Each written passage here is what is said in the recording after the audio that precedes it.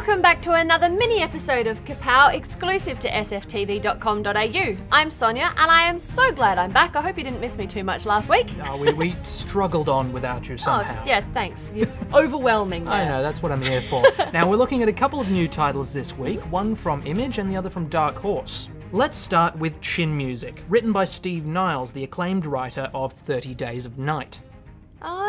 Yeah, there is some writing in this comic, isn't there? Okay, I'm going to take it from that you didn't think that much of the story.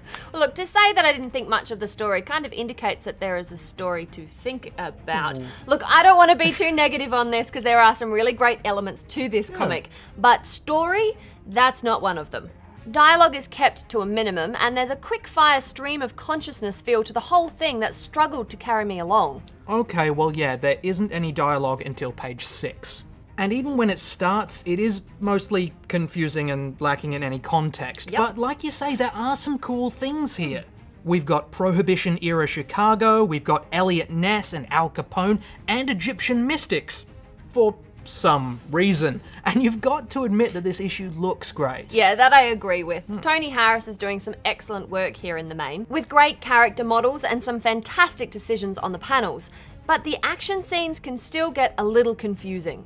In the end, I don't want to finish a comic and kind of go, wait, what? When I finish it. I'm going to be a little bit harsh on this one. I'm giving this one a berry. I'm not going to follow this. Okay, well look, maybe it's entirely possible I'm just being kinder to this because I do love the era that it's set in. I mean, it is a bit confusing and abstract, but I really do feel it has the potential to go somewhere.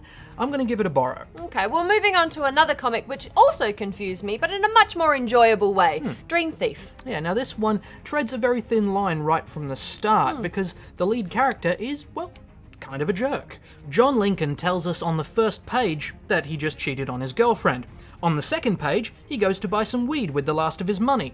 And on the fourth page, he basically tells his girlfriend she needs to get over a recent home invasion because she's kind of bumming him out. It would take a dab hand to keep us interested in this guy at this point. Yeah, well, luckily writer Jay Nitz has such a hand.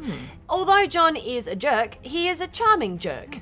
And the scenes are peppered through with sections of a letter from John's dad that hints at a mysterious secret. And it's a good thing too, because this comic really kicks off about halfway through when John wakes up and realizes that he's killed someone. Yeah, he's killed somebody because they're a murderer. And he knows that fact from the memories of the person who got murdered.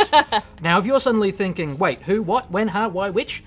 You're pretty much in the same boat as John. Yep, look, I was hooked on this immediately. And how great is Greg Smallwood's artwork? Oh, absolutely. That central double-page spread alone was fantastic, but it's great overall. The level of detail in the backgrounds, the excellent framing choices, I was mightily impressed. This one's a big old buy from me. Yeah, look, even though it did confuse me in some places, there are enough solid hooks into character, plot, and artwork in this that have me really anticipating the next issue. Like, I can't wait to get my hands on it.